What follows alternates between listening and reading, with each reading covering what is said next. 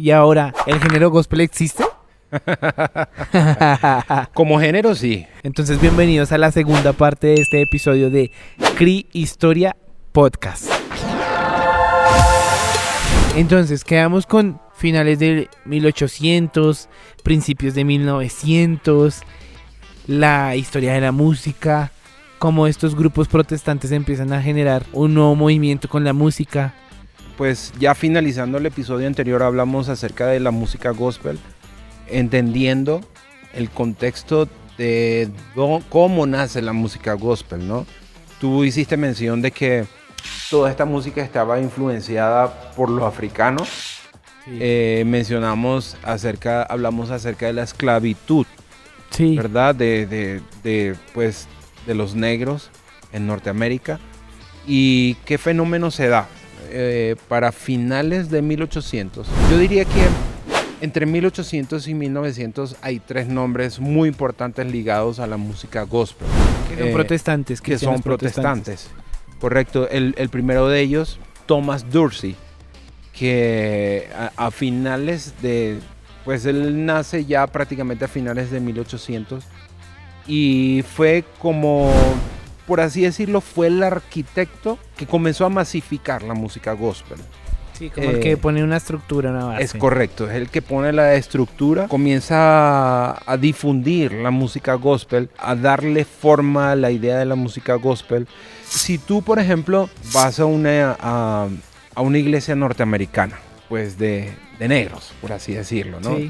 Que bueno, en esta parte del mundo no tenemos problema con decir negros, pero en el contexto de ellos es totalmente diferente, sí, claro, ¿no? Si tú vas a una iglesia de ellos tienen una forma de ser, tienen una forma de cantar. Por eso cuando tú me preguntabas si existe la música gospel como género, sí existe porque tiene unas características, tiene una forma de cantarse, tiene una forma de tocarse, tiene una forma de armonizarse, por así decirlo, muy musical. Es un estilo que se puede catalogar como un género. Sí, es un enfoque género religioso. Es correcto, con enfoque religioso. Cuando hablamos de esta persona que es Thomas Dorsey, para ponerte contexto, él venía de la música blues. ¿Okay? Venía influenciado por la música blues. Comenzó a hacer música cristiana en estilo blues. Ese estilo blues fue llamado como el Georgia Tom. O sea, cogió el mismo blues y empezó a cantarle a Dios. Es correcto. Seguramente en aquel tiempo dirían es blues cristiano o es blues gospel, ¿no? Sí, porque si tiene un tinte religioso de una vez es cristiano. Porque, por ejemplo, hay artistas que han sacado canciones hacia Dios, como un Ricardo Montaner, Ricardo Arjona, que dice Jesús es verbo no sustantivo, por ejemplo, que no son cristianos enfáticamente, pero sí son canciones que hablan de Dios, ¿no? Ahí cierro como el paréntesis. Es correcto, sí. Sí, hay mucha gente que lo hace. Por ejemplo, en aquel movimiento de los 60, ¿recuerdas con aquello del Jesucristo Superstar? Sí. Que grabaron aquella canción, creo que la grabó el Puma inclusive. Sí. Jesucristo. Jesucristo, Jesucristo, yo soy. Por ejemplo, pues el Puma sí era cristiano en esa época y él entró a la música secular, por así decirlo, ¿no? A la música comercial y él grabó esa canción, por ejemplo. Entonces, en el caso de la persona que estamos hablando, él adaptó, digamos que ese estilo blues, le puso su influencia cristiana. Entonces, esto fue de gran éxito y tuvo muy buen pegue en las iglesias. En Norteamérica, pues la iglesia que era para negros se hizo muy popular porque comenzaron como a tener una figura, un cantante. Era como decir, mi iglesia o mi religión tiene también una persona importante. Es que sí, tiene un referente. Siento que como que introdujo un aire fresco dentro de la misma iglesia, me imagino. Es correcto. Porque claro, si de pronto estaba la figura del himnario donde párense, cantemos todos sin instrumentos, dentro de una iglesia esta musicalidad es muy importante, muy interesante. Bueno, fíjate que tú acabas de decir algo muy importante. Cuando existía el himnario, era una figura muy solemne. Sí. Las iglesias americanas, ¿verdad? Imaginemos una iglesia bautista. Sí. Piano, órgano, órgano, ¿verdad? Y ya. Cantar A Dios el Padre. El piano, el órgano y de pronto un coro. Es correcto. Entonces era una liturgia muy solemne, muy acartonada. Por supuesto era la forma como la iglesia, pues la bautista lo expresaba. Quizás la metodista era similar, muy solemne. ¿Qué ocurre con los negros, de los cuales estamos hablando? Que ellos no entraban, ellos no tenían ese esquema litúrgico y la expresión de ellos era totalmente abierta. Claro, y es que esta supremacía racial en Estados Unidos en el contexto 1800, 1900 es muy fuerte, es muy marcado. Es correcto. Entonces son iglesias de negros. Y es que, por ejemplo, si tú hablas con un negro americano, ellos llevan la música dentro de sí. O sea, sí, ellos hablan y tú le pones una base rítmica y es como si, o sea, no existiera diferencia entre que hablan y hacen música. O sea, en ese sentido, el género gospel surge del sincretismo cultural y religioso que hay, o bueno, religioso no tanto, cultural, que vienen de los afroamericanos y surge o nace este género gospel dentro de las iglesias afroamericanas. Es correcto. Bueno, y ahí entra una figura muy importante. Podríamos hablar de Martin Luther King, por ejemplo. Claro, él es más o menos 1960. Claro, con todo esto de los derechos civiles, porque lo que buscaba con su discurso, Martin Luther King Jr., ajá, es correcto. Él recibe este nombre porque su padre era un aficionado del cristianismo protestante y dice, quiero ponerle a mi hijo como Martín Lutero, entonces Martin Luther King, pero estamos hablando de ese contexto de supremacía racial totalmente muy marcado, donde había una violación de derechos hacia los afro, y bueno, él es cristiano y él es el único como que se para políticamente a hablar, que reivindiquen los derechos civiles. Es correcto. En ese contexto que tú estás mencionando ahorita, surge una segunda figura muy importante en la música gospel. Estamos hablando de Mahalia Jackson. Y estamos hablando de finales de 1960 y principios de los 70. Es correcto. De hecho, no sé si tu audiencia lo pueden escribir acá en los comentarios, si recuerdan el nombre del famoso discurso de Martin Luther King. No lo vamos a decir. Si ustedes recuerdan el nombre de ese discurso, pueden escribirlo acá. El día que él da ese discurso, él invita a una cantante. Y estamos hablando precisamente de Mahalia Jackson. Sí. Dijimos que en la figura de Thomas Dorsey, dijimos que fue un arquitecto. Mahalia fue, si el anterior fue el arquitecto, esta fue la que construyó el edificio. Ok. ¿Por qué digo esto? Porque ella fue la que masificó la música gospel. Recordemos que en el episodio anterior hablamos de que muchos de estos movimientos van ligados a hechos sociales o van ligados a adelantos tecnológicos. En el episodio anterior hablamos de la imprenta como un adelanto tecnológico, donde no solamente se masificó la Biblia, sino que también se comenzaron a escribir los signarios. Es decir, que la música que era importante y que estaba dejando un legado, era importante registrarla. Y cuando digo registrarla no me refiero a temas de derechos de autor, ¿no? Me refiero a cómo masificar una canción, ¿verdad? Entonces, claro, la forma universal del momento de hacerlo era a través de la imprenta. Luego, por supuesto, muchos años después es cuando llega la radio, es cuando llegan los dispositivos de grabación. Los dispositivos de grabación. Que hay una secuencia también, que los discos grandes, los cassettes. Es correcto. Los CDs. Es correcto. Ahorita todo funciona con Bluetooth. Sí, no, en este momento todo es plataformas digitales, sí, ¿no? Y eso, por supuesto, ha marcado un cambio, porque claro, bueno, eso lo vamos a mencionar más adelante. Pero en el caso de Mahalia, ¿qué hace ella? Una cantante, compositora increíble. Ella, por así decirlo, una de sus gestiones fue sacar el gospel de la iglesia y llevarlo al escenario global. O sea, de hecho, ella fue conocida como la reina del gospel. No, o sea, sacar el gospel de la iglesia y llevarlo a un movimiento público, social, que es muy popular en los Estados Unidos con la contracultura hippie y todo esto a finales de los 60, y es llevar la música religiosa gospel a un lugar público. Es correcto. Es correcto. Por ejemplo, ella llevó, fue con su música, llegó hasta el Carnegie Hall.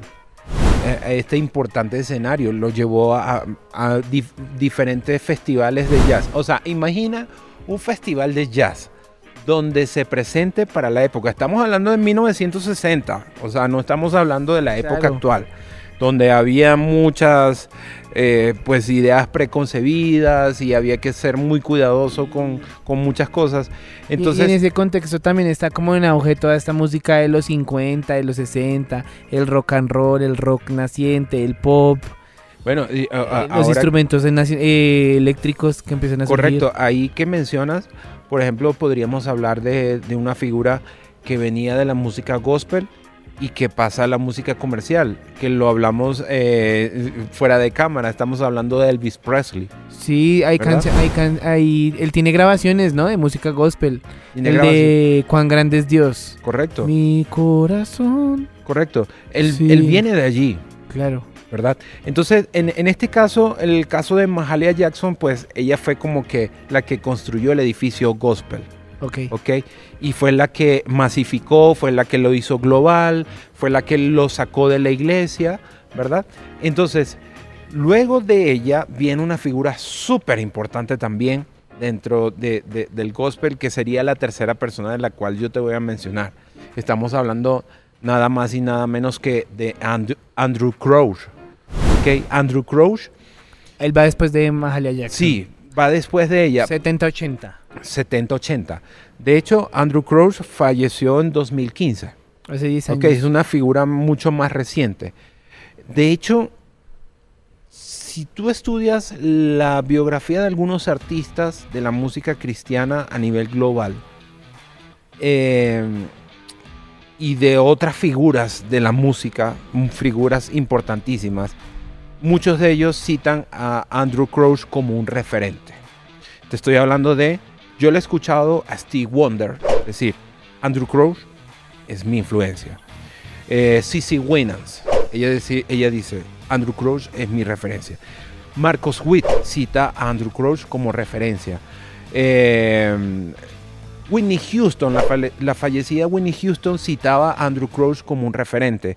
También Mariah Carey, ella cita también a Andrew Crouch como un referente. ¿Por qué razón? Andrew Crouch fue cantante, director de coro y compositor. Yo creo que en su discografía hay como unos 60 álbumes. O sea, hablar de 60... ¿Solo era gospel o también otra música? A eso voy. Porque...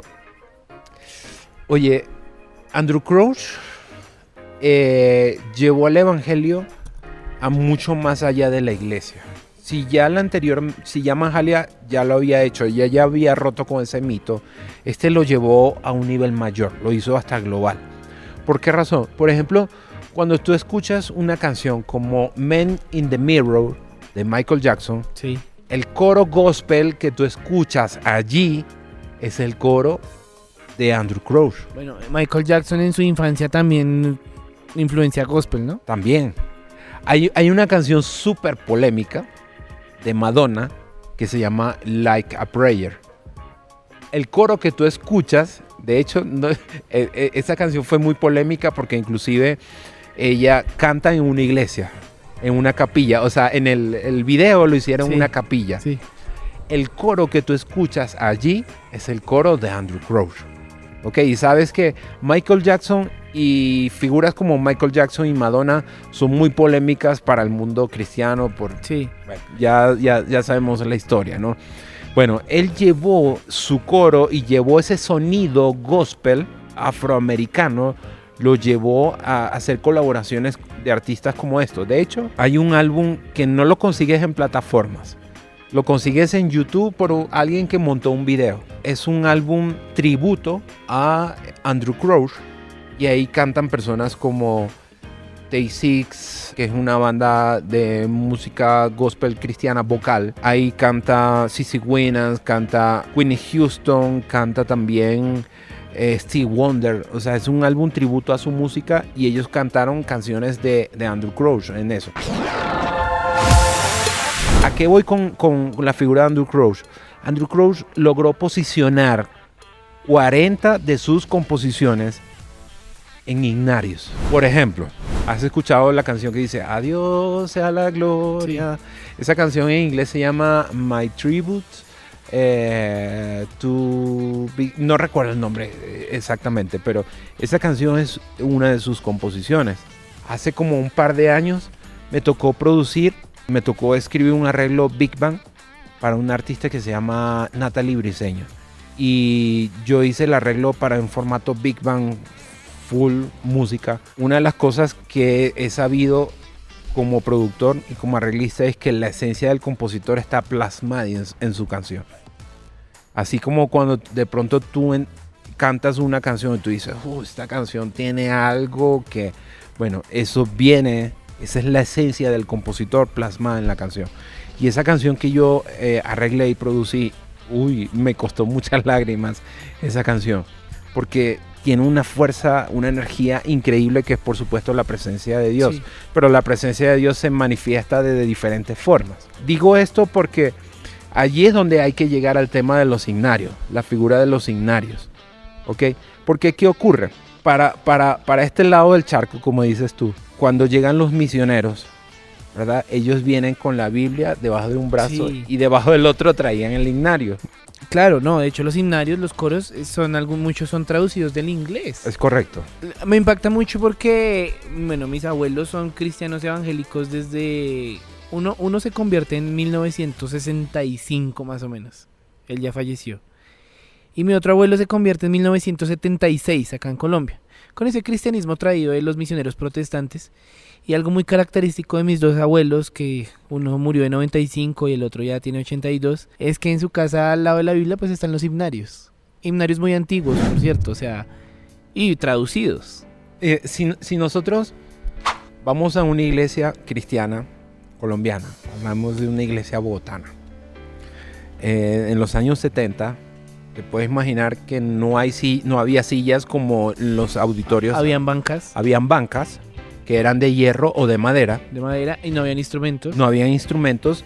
Y en las bancas, cuando tú te sentabas en la parte de atrás, himnario, había algo que no sé cómo se llamaba, que era un posabiblia o un posahimnario. Conseguías los himnarios y la gente que llevaba su Biblia la colocaba acá. Imagina lo siguiente. O sea, esto se lo decimos a la audiencia para que imaginen esa figura. El servicio era así. Llegaba alguien, subía al podio y decía: hermanos, buenas noches, el Señor les bendiga, bienvenidos. No se decía ni siquiera servicio, bienvenidos a nuestro culto de hoy. Les invito a abrir sus himnarios. Vamos a interpretar el himno número 168. Sí. ¿Verdad? Y entonces la gente buscaba el himnario. Imagina, por supuesto estamos hablando, era otra cultura muy diferente a la actual. Y de pronto, una guitarra de pronto. De pronto. Entonces, ¿qué hacía? La gente cantaba con el himnario en la mano izquierda. Y algunos inclusive los enseñaban a medir la canción con la mano derecha. Sí. Entonces cantaban, por ejemplo, mi corazón. Entonces la gente con una mano aquí y la otra medía. Esa era la forma de la liturgia de la alabanza y la adoración de la época. Sí. Por supuesto, era muy solemne. Era una figura, pues la gente podía hasta cantar a tres voces porque mucha gente aprendió a solfear la música, sí, la notación musical con los himnarios. Y ya los instrumentos van a llegar después, ¿no? Es correcto. Que hay relatos de gente que en algún momento en las iglesias decían que la batería era del diablo, entonces no aceptaban la batería. Sí, claro.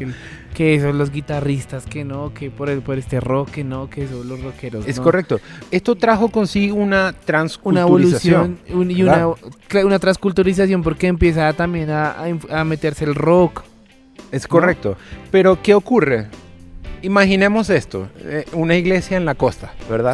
Tiene otro... O sea, y comenzaron a adaptar estas canciones al estilo y al contexto. Sí, por ejemplo, en el Caribe es muy característico los ritmos tropicales dentro de las iglesias. Es correcto. Dicen, por ejemplo, Juan Luis Guerra, ¿no? Dicen que él tiene una iglesia y que esta iglesia es puro merengue. Es correcto. Bueno, aquí en la costa caribe colombiana, en las iglesias se canta música, pero con género de vallenato Al estilo. o cumbias. Eso comenzó a ocurrir con los himnos. Y a la par, ¿qué comenzó a ocurrir? Pues mucha gente comenzó a adaptar esto, las canciones, los himnos traducidos a su estilo. Pero ¿qué también estaba ocurriendo de este lado? Muchos compositores, pues músicos que se fueron convirtiendo gracias al trabajo increíble, y es algo que hay que reconocer, a los misioneros que dejaron sus cómodas vidas en los Estados Unidos o en Europa para traer el evangelio a Latinoamérica. Sí. ¿Ok? Entonces comienzan a convertirse artistas y músicos. ¿Qué comienzan a hacer ellos? A componer canciones. Y es allí donde nace el fenómeno conocido acá como coritos, ¿verdad? Sí. Como solo Dios hace al hombre feliz. Canciones como esas. Empiezan a musicalizar estos himnos. Es correcto. Y comienzan a aparecer figuras muy importantes dentro de este lado. Y siento que esto es muy, o sea, como que empieza a ser muy significativo en la década de los 80, ¿no? Es correcto. Estamos hablando 70, 80. Sí, Figuras como ¿quién? Como Juan Romero, sí. que fue un importante compositor, influencer de su época, porque tenía un canal, tenía un programa que se llamaba Club PTL, se llamaba, que era un programa que se transmitía en Estados Unidos, pero también lo retransmitían para acá, para Juan estos Romero lados. Era latino. Sí, era mexicano. Juan Romero compuso una canción, muchos coritos e himnos que también pasaron a los himnarios en las nuevas ediciones. Por ejemplo, en la canción que se llama La Visión Pastoral, que es eran 100 ovejas, que había Sí. las 99. Sí. Esa canción es de Juan Romero. Digamos que ya no era solamente lo que venía en los himnarios, sino que comenzamos nosotros a componer nuestra música, y esa música se hizo tan masiva que comenzaron a integrarse en otras ediciones latinoamericanas de los himnarios. Figuras como Juan Romero, Vicente Montaño, seguramente figuras importantes en Colombia, en Venezuela. Sí, a mí, bueno, no sé desde qué época cantan ellos, pero habían unos que se llamaban los voceros de Cristo. Es correcto. Esos fueron muy conocidos de este lado del mundo. Sí, a mis abuelos les encantaba eso. O sea, era un tipo de música solamente de cuerdas. Es correcto. Y eso venía en LPs. O Marino Estanislao. Creo que eso es Marino es venezolano. Sí. Esa música llegó muy bien, o sea, caló muy bien acá Pero en eso Colombia. fue que el 90, 80. No estamos hablando de los 80. Sí, pero 70, fueron 80. como los primeros artistas cristianos que empezaron como a grabar canciones y así. Es correcto. Marino fue una novedad. Bueno, está esta famosa canción de Alguien grita. Cristo vino. Sí. Cristo vino, que de hecho en este tiempo esta canción es un meme, Sí. porque dicen la forma como mi abuela me amenazaba para Sí. ir a la iglesia y no quería ir a la iglesia. Sí, incluso con mis primos hablábamos que cuando la ponían nos daba miedo porque alguien grita ¡Mamá! Sí. Eso es toda una historia. Bueno, eso es parte de lo que ocurrió de este lado. Sí. Entonces, ¿qué ocurre con eso, Sammy? Que surge una figura muy importante dentro de la música en Latinoamérica, que no podemos dejar de nombrar. Estamos hablando de Marcos Witt, finales de los 80, Sí. principios de los 90. Sí, Marcos Witt marca una pauta.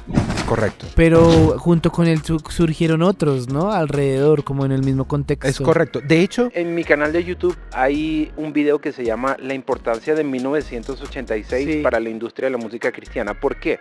Ocurre algo increíble en el 86. Marcos Witt graba su primer álbum, Canción a Dios. Marco Barriento, en México, graba también su primer álbum. Probablemente no se conocían entre ellos. Juan Carlos Alvarado, guatemalteco, Es como esta primera generación. graba su primer álbum. Danilo Montero con su banda Sígueme graba su primer álbum. Estamos hablando de 4 referentes que graban su primer álbum Y que se mantienen hoy en y día. que se mantienen hasta el día de hoy. O sea, Juan Carlos Alvarado está en el radar, Marcos Witt está en el radar, Marco Barrientos sigue en el radar, haciendo música, componiendo, haciendo giras, bendiciendo. Por eso digo que Marcos Witt es un punto de inflexión en esto. ¿Por qué razón? Porque Marcos Witt venía de los Ignarios. Él venía del Ignario de Gloria y Triunfo, el otro creo que se llamaba de Fe y Gloria o Fe y Alabanza, no recuerdo bien. O sea, los Ignarios tenían nombres. ¿Qué hace Marcos Witt? Marcos Witt es como la transición entre los himnos y ese movimiento que se llamó la restauración de la alabanza y la adoración, que fue a finales de los 80. Marcos Witt, a mí me parece que él hizo una muy buena transición por algo que yo he visto en su carrera. Cuando comienza el movimiento de alabanza y adoración en México, es un boom. Yo recuerdo que en mi iglesia en Venezuela llegó una misionera, llegó a la iglesia y dice: les tengo lo último de alabanza y adoración. Ella era misionera e iba a congresos de aquella época de Jucún, de Juventud con un Propósito y todo esto.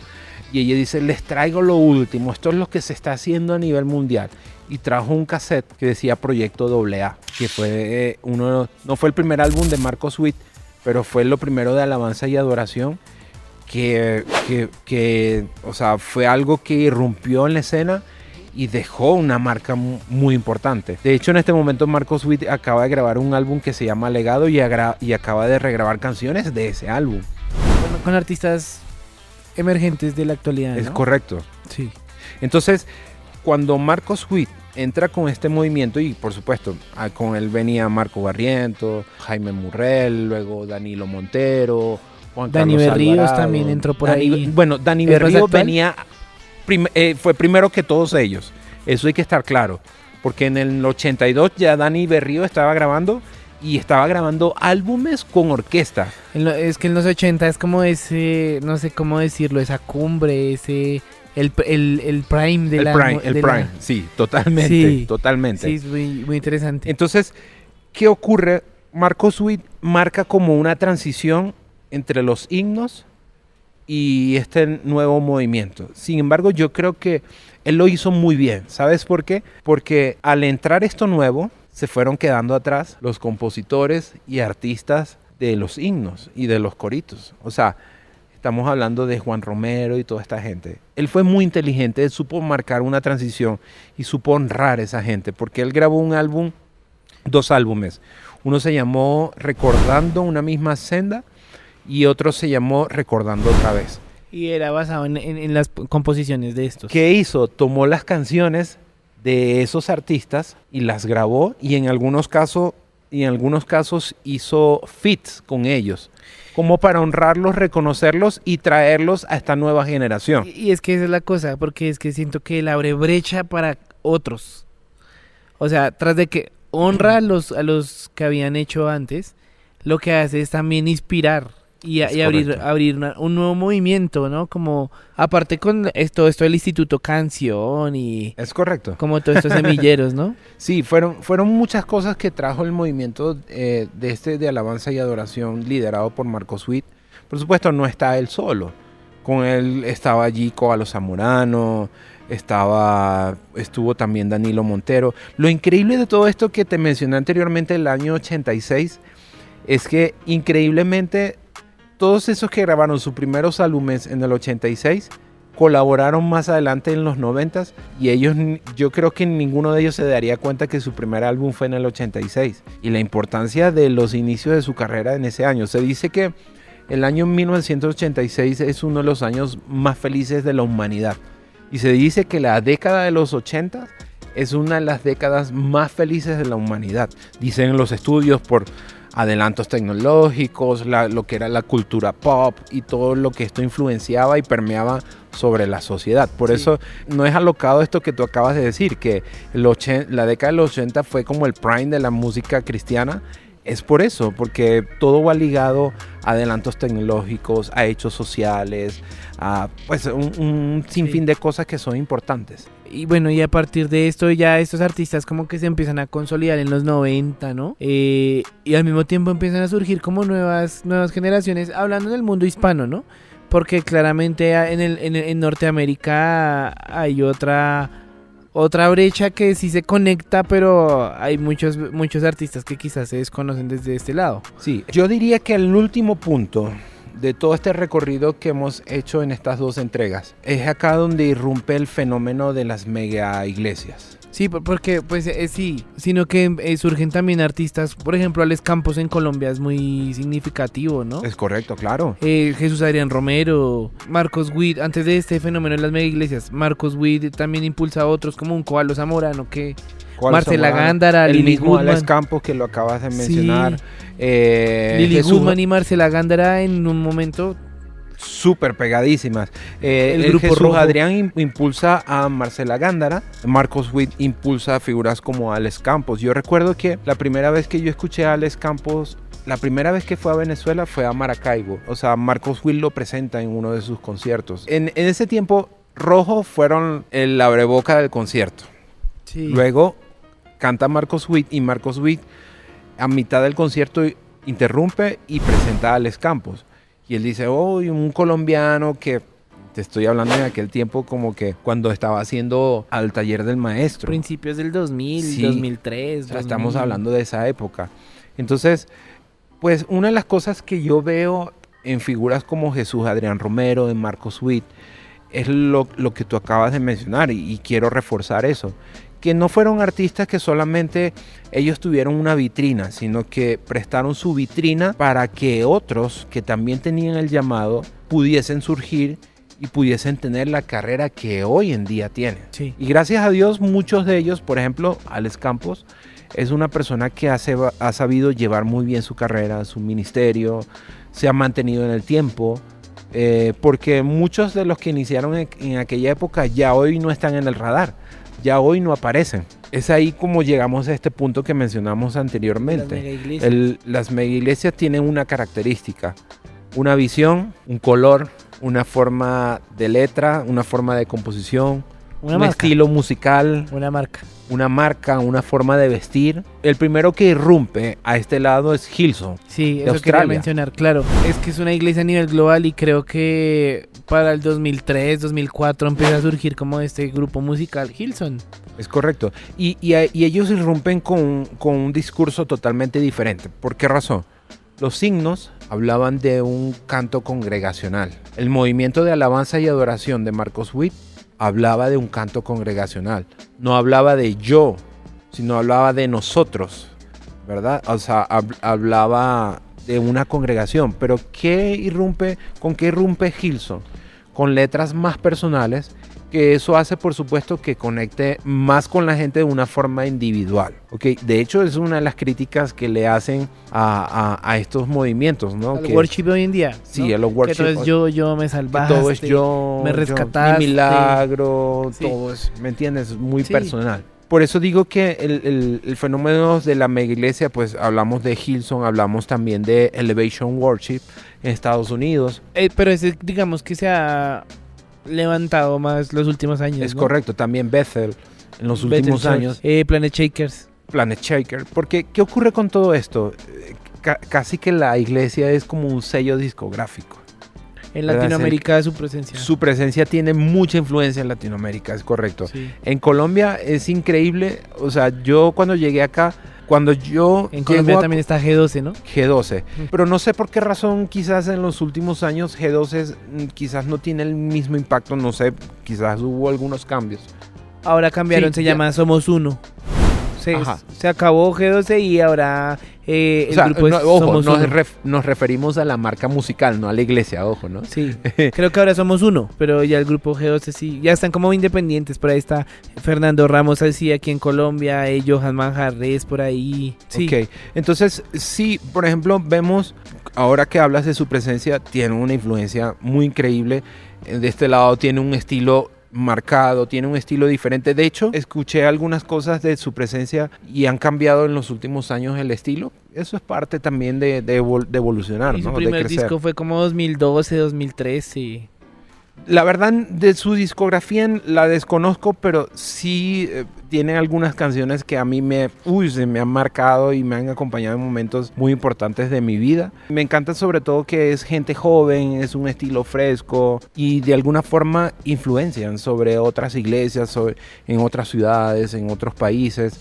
Pero yo diría que ese es o sea, volviendo al tema de las mega iglesias, si te das cuenta, muchas agrupaciones actualmente están ligadas a su visión. Sí, a su iglesia. Está Gateway Worship. Correcto. En Más Vida tienen uno que se llama Prisma. En Camino de Vida también tiene música en Perú. Casa de Dios creo que es Lit. O Un Corazón que surge en torno a la iglesia de Comunidad de Olivo. Ajá. Y ya bueno, correcto. Los hermanos Richards con Steven Richards con Ecos. Con Ecos, correcto. Mira, hay algo que me gusta mucho, volviendo al tema de su presencia, aunque ellos tienen una influencia muy grande en Latinoamérica, en países de habla hispana, Estados Unidos, ellos están muy enfocados a su iglesia y a su visión. No es una agrupación que vas a ver girando por 2 años, porque simplemente están enfocados en su visión. Sí. Están enfocados en su iglesia. Sí, es que es ese fenómeno, pero siento que hay otro fenómeno que es que también se ha diversificado a partir de los 80 hasta la actualidad, se ha diversificado en diferentes géneros. Por ejemplo, cuando uno mira, hay un alto crecimiento del género urbano de los 2000 para acá. Creería que el primero es Vicosi. Como que Vicosi es, aparte que es el papá del reggaetón allá en Puerto Rico, porque los mismos reggaetoneros lo respetan. Lo reconocen, sí. Y aparte, bueno, él abre como brecha y luego entra como Funky, Redimidos. En la actualidad ya hay un montón, está Jay Khalil, músico, Madiel Lara, Emanuel Lara, bastantes, Nathan el Profeta. De hecho, eso ha influenciado inclusive hasta la música congregacional, porque yo he escuchado iglesias que de pronto cantan canciones de algunos de ellos. Sí, absurdo. Ajá. Por ejemplo, está la música urbana. Bueno, que no todo lo urbano es reggaetón. Eso hay que dejarlo muy claro. Rap, ¿no? Trap. Hay un montón de vertientes en la música urbana. Por ejemplo, fíjate que mucha gente dice, Marcos Witt hizo reggaetón cuando hizo En los Montes, en los Valles. Marcos Witt para mí ha hecho de todo. Hasta tiene por ahí un merengue, tiene de todo. Sí, bueno, lo de Marcos Witt no fue meramente reggaetón, porque fue un ska muy influenciado por lo urbano, pero llamarlo reggaetón como tal no, pero estaba muy influenciado en ese momento que estaba la música urbana del reggaetón en el boom, estaba en el top. Pero también podemos ver diferentes manifestaciones musicales de diferentes países. Por ejemplo, ves agrupaciones de salsa, ves agrupaciones de merengue, hay agrupaciones, por ejemplo, los de acá que se llaman Pescado Vivo, que ellos manejan la línea del rock folklore. O en su momento el argentino Rescate, con ese rock. Rescate, que es muy de ese estilo, de esa parte del mundo. De Latinoamérica. Este rock que fue muy, muy, muy importante, el de Guardian. Imagínate. Petra. Este fue un rock finales de los 80, 90, ¿no? Donde dejamos Stryper. Stryper es metal. Normalmente en la iglesia cantamos pop o rock cristiano. Sí, pero hay una diversificación de géneros que creo que hay música de todos los géneros que habla de Dios. Jazz, blues, reggaetón, salsa, merengue, vallenato, etc. ¿Sabes qué? Yo digo... Los hijos del rey en el vallenato. Lo lamentable de esta época es, yo diría que eso no se me hace tan cool, que hubo un tiempo que había mucha diversidad en el radar. En este momento, casi todo el mundo está haciendo worship. Sí. Porque es lo comercial, es lo que está pegando. Y el fenómeno es más, en la actualidad el fenómeno es más de mega iglesias, o sea... No hay como un artista representativo como Marcos Witt, por ejemplo. Ajá, es correcto. Es worship y agrupaciones en torno a las mega iglesias. De alguna forma, pues eso quizás se ha perdido un poco la diversidad. No sé, lo que falta es ver artistas como Funky haciendo worship. Hay eso es un chiste, ¿no? Un mal chiste, pero es casi, o sea... Bueno, en ese sentido sí es interesante. O sea, existe dentro de la música cristiana, existe en todos los géneros unas versiones, pero lo que más se está produciendo en la actualidad es worship proveniente de mega iglesias. Es correcto. Ese estilo. En este momento, sobre todo en el tema de las redes sociales, hay unas críticas muy fuertes hacia esta vertiente, ¿no? Sí. O sea, sobre todo tú ves memes como que músico en los 80 y ves el meme, el músico tocando acordes y cosas. Entonces, músicos en 2025 tocando una sola nota. Sí, claro, porque, Sí, bueno... o sea, han surgido muchas críticas porque pues la gente se ha dedicado a hacer algo muy sencillo. Claro, es respetable, pero digo esto como una anécdota de que es algo que ves mucho en este tiempo en redes sociales. A mí como creador de contenido me han escrito muchas veces. Cuando tú que eres un especialista en música, cuando vas a levantar tu voz, y muchos alegan y utilizan palabras fuertes como mediocridad, utilizan unos términos que son fuertes para referirse a la música que se está cantando en este momento en las iglesias. Yo digo, uy, no, yo prefiero sumar antes que Sí. ponerme a criticar, honestamente. Sí, pues bueno, hasta aquí nos ha traído el rastro con unos fenómenos muy interesantes que quizás personas que están fuera del mundo cristiano tenemos que decirles que hay bastante material de música cristiana. Inclusive me llama la atención que en los últimos años se ha generado un worship católico, ¿no? Yo he visto por ahí agrupaciones católicas cantando en torno a la estatua de la Virgen y toda la cosa.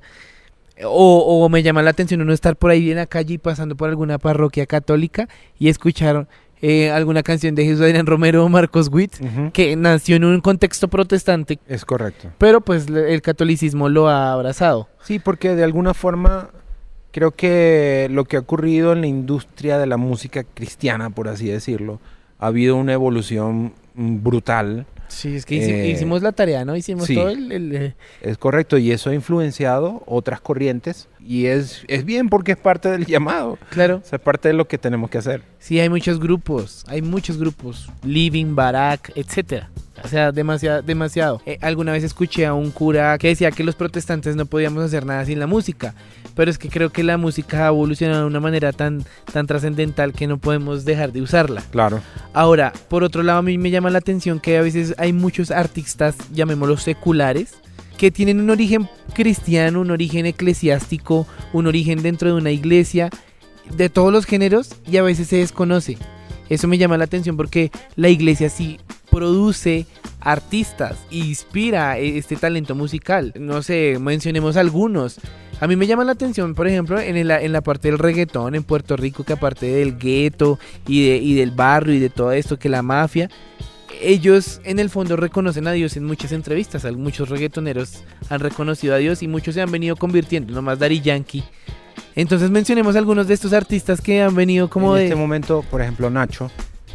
Sí, Nacho hace es poco cristiano, se convirtió. Daddy de Yankee, hecho, acaba de hacer un álbum cristiano. Farruko. Ajá, Farruko. Almighty tuvo ahí sus rayes y sacó un álbum cristiano y luego... Ajá, a nivel global, Mariah Carey, o sea, viene de su esencia. Su mamá era cristiana y cantaba en un coro. Sí. Whitney Houston. Nombré también a Stevie Wonder.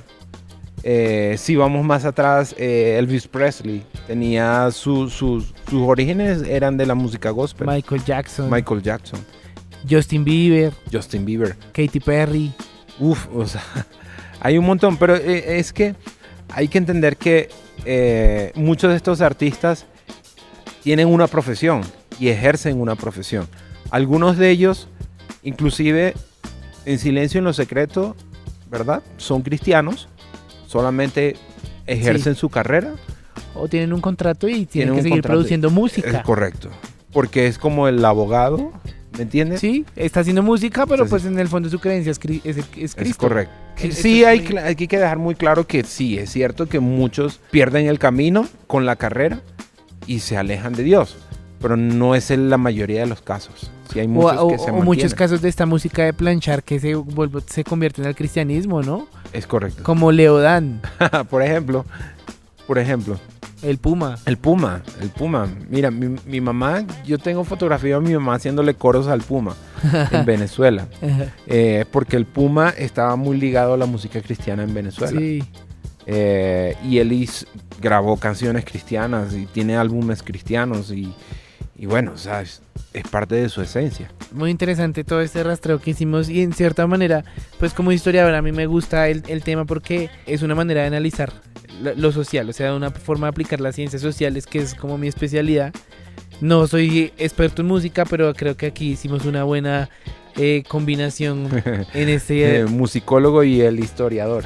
Con esta línea del tiempo, sí. Sí, claro. Pero quizás es como un acercamiento desde la historia y desde una especialidad que en su caso es la música. Así es. Entonces no sé si quieras concluir con algo. Pues a todas las personas que nos ven, sean músicos o no sean músicos, sean cristianos o no. Sean cristianos o no sean cristianos, es saber utilizar bien el recurso de la música, utilizarla de una forma inteligente, de una forma intencional, porque ciertamente hay música que te puede dañar, como hay música que te puede ayudar a crecer. Hay música que te acerca a Dios. Es verdad. Hay música que te aleja de Dios. Aparte que es un mensaje que está entrando en el inconsciente y va a terminar llevándome a un comportamiento. La música tiene un poder muy grande. Ese es el problema de escuchar sexo y esto queda acá y después uno no entiende por qué tiene una vida desordenada, ¿no? Es correcto. Por ejemplo. Entonces, aparte que soy productor musical, hay música que puedo utilizar para mis momentos de relajación, música que puedo utilizar para mis momentos de alegría, música que puedo utilizar para mis momentos de intimidad con Dios. Sí. ¿Me entiendes? O sea, saber utilizarla bien.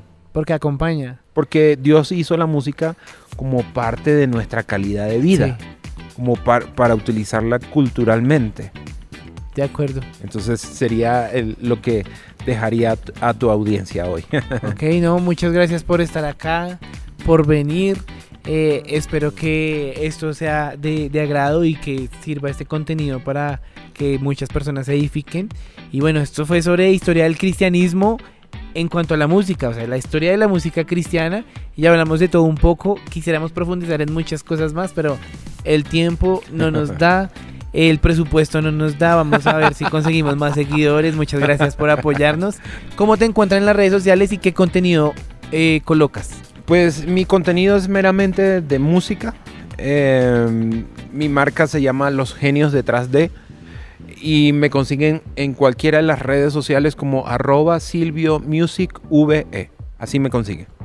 Ok, gracias. Síganos a nosotros también. @SamuelBarón _ en Instagram, en TikTok Samuel Barón, en Facebook Samuel Barón y Cristoria Podcast. Muchas gracias por estar aquí y dale me gusta.